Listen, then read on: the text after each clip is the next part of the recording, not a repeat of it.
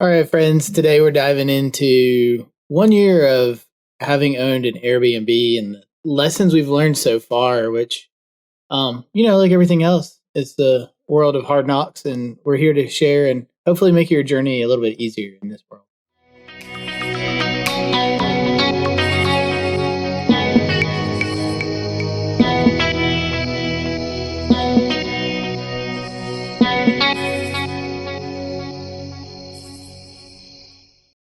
So it actually hasn't even been a year since we've had it. We bought it a year ago. Yeah. At this time in last year, we were scrambling to get the property in Sparta, Holler Hall, up and running. And this feels a little outside the homestead realm, but we also have a schoolhouse, which is, I would call it like an agritourism / vacation rental / event space. So it's just another way of, adding income to our lives so that we can, pursue this off-grid-ish homesteady life.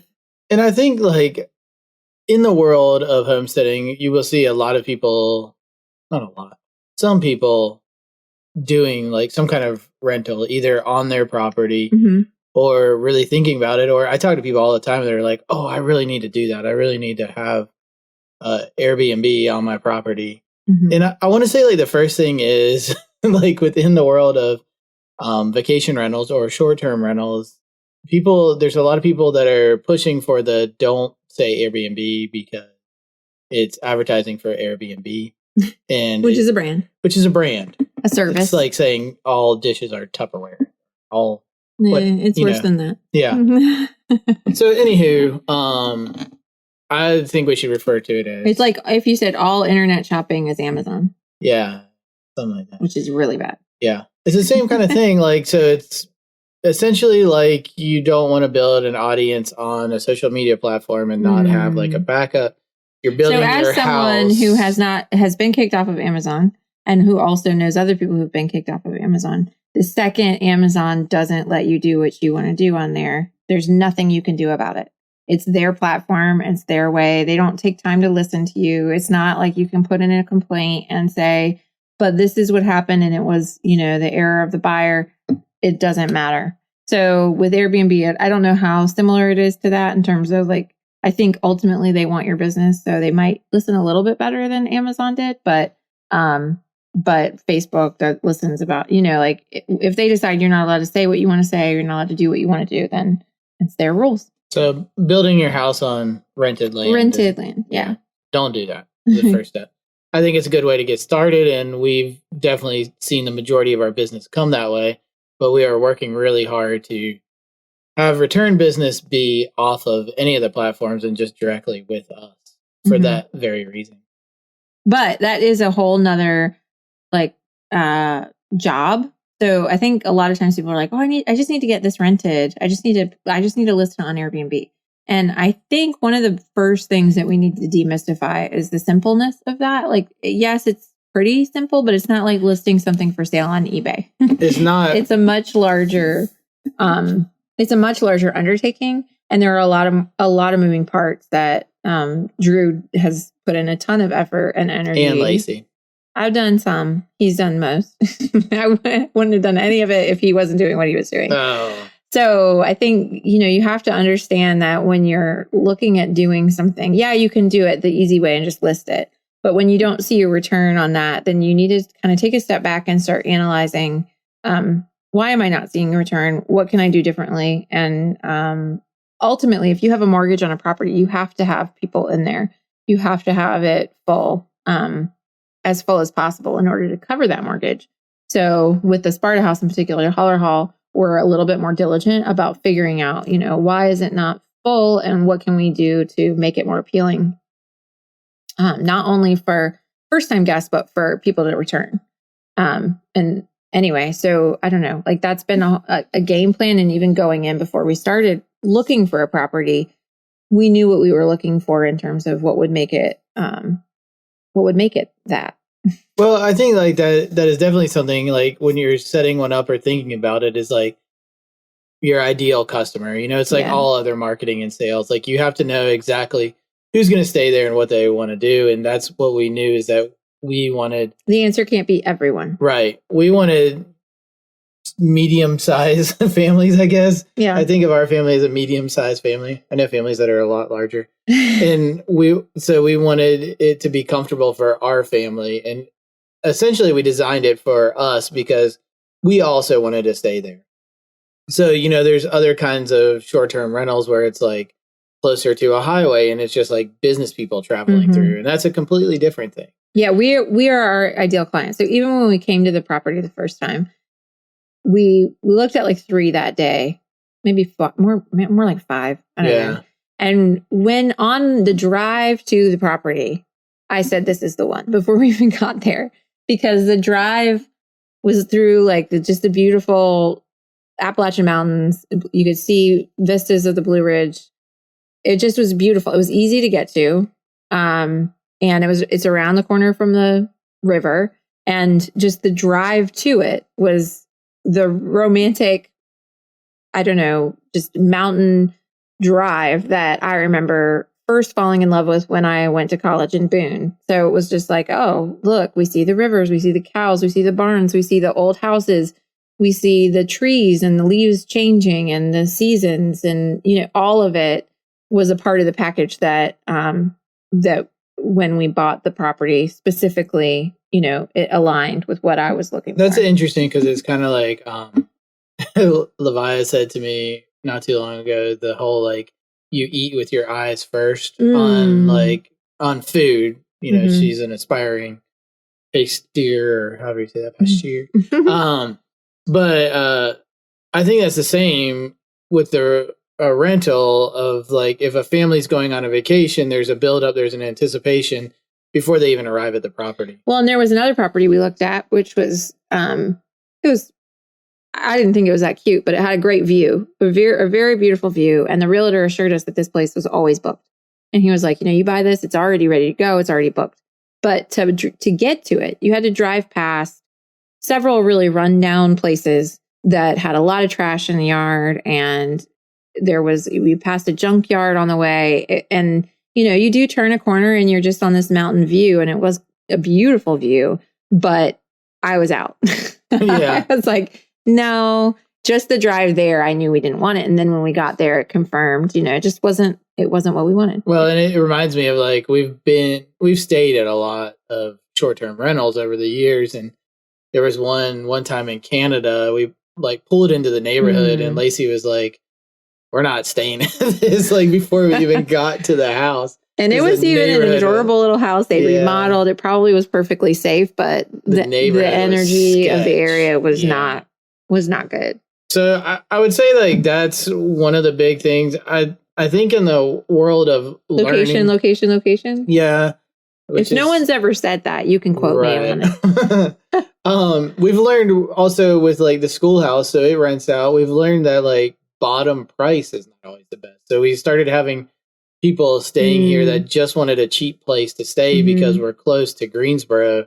We were actually cheaper than the hotels, but we want people to come here and have an experience. We want them to. Well, what they wanted was a hotel experience. Right. And at this property, it is not a hotel. It is an old farmhouse. And so what you want people coming is to have the charm. The one woman who came, there was wasps in here because, it's an old farmhouse. So they sneak in somehow and we have to get them out. And she was just upset. Like she was not having that. So she left. She didn't let us come and get the wasp out. She's like, never mind. Yeah. And so, which was great. Because you wouldn't expect to have a wasp in your hotel room, to be fair. So yeah. But anyway, we definitely learned that you don't always want to have the lowest price just to get your customers. You actually can get a negative experience for everyone involved by doing that. Yeah. And setting the tone with what to expect, which I feel like our listing is really good at that. So again, I think it was people weren't even reading that. They were just seeing $80 a night or whatever. And just, that was the appeal. Yeah. Yeah. I think that what I have seen and what we've heard time and time again is for Holler Hall is just the design and the detail and the thinking of all the little things is what has made people really excited about it. And going in now, we actually have people booking for this coming summer that have already stayed either late summer or this winter. So it's clear it's working, but it's got to be almost at this point in the game, it's got to be over the top. Well, what we've seen since we bought the house is, first of all, there's a lot of people that have bought Airbnb. So, we're not like the peak of the expertise, right? Like Drew has listened to billions of podcasts, and there are people out there who've been doing it for a really long time and have a ton of wisdom to share. But there also was, of course, this huge burst of people renting Airbnbs, and then a huge burst of people turning their homes into Airbnbs or buying new properties to turn into Airbnbs. And so the bubble of people buying now is bigger than the amount of people who are actually renting Airbnbs, because life has sort of resumed a normalcy and people are traveling internationally, or, more willing to stay in a hotel, or less looking for an experience and more just a place to stay, because they're not doing the experience thing that they were doing at the time of 2021, where Airbnb was like an isolated way for you and your family to have a vacation. It almost didn't matter what it looked like. You just wanted to get away. Right. Yeah. Anywhere different. You could work remotely. Now people are back in their offices. Like, there just is a different thing going on culturally and in society. So the shift has definitely taken place. Plus, a lot more people bought Airbnbs or listed their properties. So there's like this influx of properties, of real estate opportunities. And so there's more to choose from for people. And so they're being more selective. And I think one of the things that I knew we wanted to create when we started was something that was unique and very different than anything else. And the property on its own is incredible. It's just really beautiful. There's flat land, so you can play, you can run, you can do sports, you can play badminton, you can play soccer, you can play frisbee golf, you can do whatever you want on that flat area. And then there is like a hill and sort of a path that you can climb. And there's a creek. And moving water was huge on our list, because when we've gone on vacation and we've stayed at properties that have a creek, or even if they don't, and we go to the mountains, we're always looking for a creek, because that is where we can sit for hours as a family and play. I don't know about everybody else in the family. I think everybody in the family at this point prefers a creek to the ocean. No.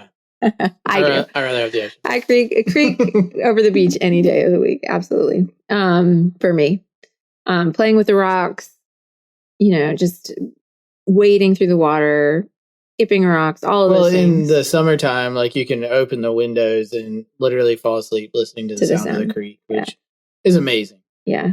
So, I mean, again, it's the overall experience has to be top notch. And exactly what you would want if you were going on a vacation. That's what we were plus a little for. bit. I mean, I think there are other opportunities out there to meet different niches, but when we were thinking about ourselves, we were saying, okay, we want to invest in a property. Here are the rental potentials. You can have a long-term rental.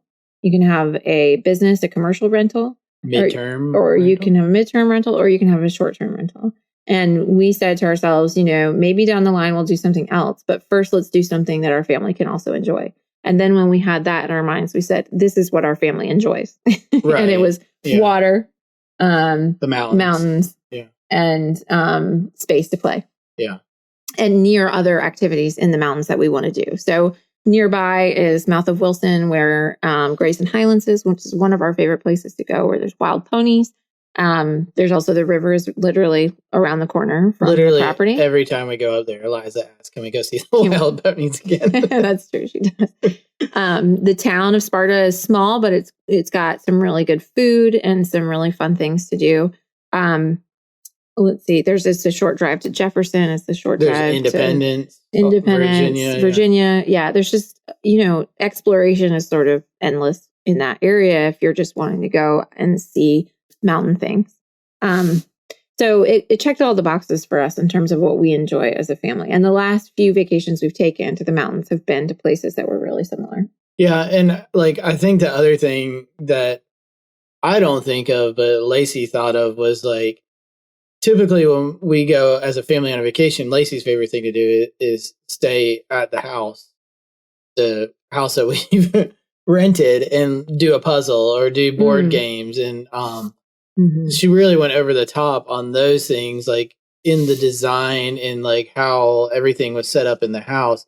And people have said that in their reviews is like, we didn't even need to leave the house, which was like, I remember Lacey saying like, I want to make it so people don't have to leave the house. And it's like a private resort. Right. And for me, like when I go out, I want to go adventuring the whole time, but as a family, that's not always realistic. So, family vacation where you can just stay there and you've got everything you need is it's a really cool experience. And we're getting the feedback that's at least the guests that are staying with us, that's what they wanted. And some of them didn't even know or expect that until they got there. So and I think some people think, well, I'm going there because I want to, tube the new river, or I want to do fishing, or I want to do hiking. And they get there and the weather is not always conducive. And still they have a magnificent time because there's really the house, first of all, there's a shelter near the creek, so you can stay under that if you need to. There's a fire pit there. It just has I did try to think of all the different potential things you can do when you're vacationing just for R&R. And we have stayed in homes. I think the experience of the different places that we've stayed helped me know what do you need? Well, you need a table just for puzzles. Right. If you're a puzzle nerd. And, you need, other specific things. You need a place to sit on a porch and drink coffee. And you need, I don't know. You need blankets. One of the biggest reviews we get is everybody's like, throughout the entire summer and now through the winter, people have been like, it's just so nice to have multiple blankets to curl up with, which is such a funny thing. Like, I would have never thought about that. Well, I learned that because my friend Brittany has an Airbnb, and I went to there in the dead of winter, and it was freezing in the mountains. And you didn't complain because you were just under a blanket the whole time. Yeah. So people love it. It's so funny. Yeah. That's like one of the, like, to me, it's like maybe the coffee maker would be cool. But no, they're like, blankets. It's nice to have blankets. I'm like, maybe we should add more. Yeah. Yeah, blankets, it's just those little things. And, I think too that people in their daily lives in their homes, they have a pretty simple way of decorating. It's just like, let's keep it simple so that I don't get tired of it. I think I hear that a lot when I'm talking to people about how they've chosen the design of their home. Yeah. Something that I won't have to change in 10 years. Right. I'm kind of the opposite. I'm like, what's the loudest thing we can do? Yeah. But anyway, I think most of how I've styled our house is pretty bold, but also timeless. I don't know. I haven't felt the need to really change everything every 10 years. Oh, anyway. I feel like our house is constantly changing. Maybe shifts a little bit here and there. But anyway, so at that house, I made some bolder choices in terms of paint colors and like painting the ceiling and wallpaper and things that, and a giant mural when you first walk in. I wanted there to be an opportunity for people to take pictures or to just be like, oh, I never would have thought to do that. Or, I don't know. I think that it gave me an opportunity to be a little bit more liberal because I knew that no one's living there permanently, so they don't necessarily have to decorate around it or make sure their couch matches or anything like that. They just get to enjoy something different. So I think that's been one of the things, the keys about it is it's warm and inviting, and it's definitely got a vintage feel. And so does the schoolhouse on our property, because I know people feel comfort when they see old things or when they feel like they're at their grandma's house.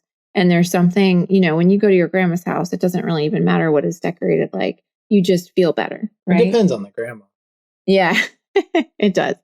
But, you aren't thinking, like, oh, man, grandma's design is so terrible. Right. True. There's different styles of grandmas. But, generally speaking, you have some of those old tchotchkes laying around or like the, older pictures and those things are comforting. And I think that was definitely a huge part of what I was thinking is how do I make this feel cozy and warm and like you might see this at your grandma's house. Yeah. And I would say like, so aside from that, the other element that like, if you're considering doing this is just the back end of things. Like this is another business and you have to treat it like another business. I hate that saying. Well, and I think like even what you were saying about like, if you had a property that was, on the highway, easy to get to from the airport, people were coming and staying for like conventions or work or whatever, I would have designed it completely different. It would have been a much, there would be no puzzle table.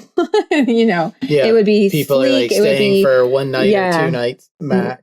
Exactly. Yeah. And I would. Now I want to see what you would do with that. That really has me wondering. A whole different. Yeah, a whole different design. Yeah. Game on.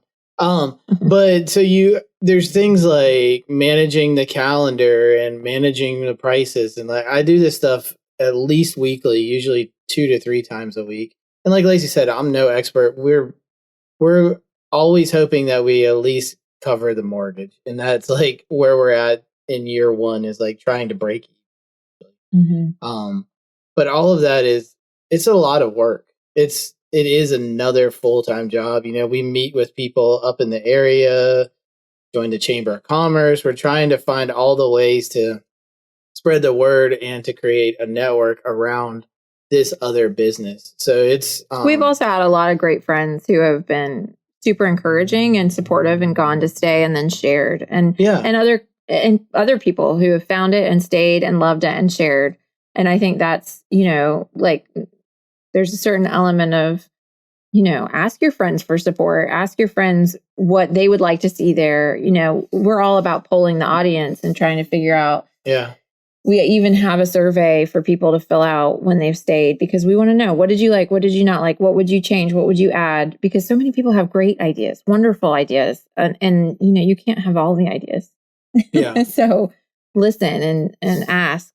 But yeah, definitely. But also realize that unless you have a massive friend network, they're not going to keep your house full enough to cover the mortgage for the year.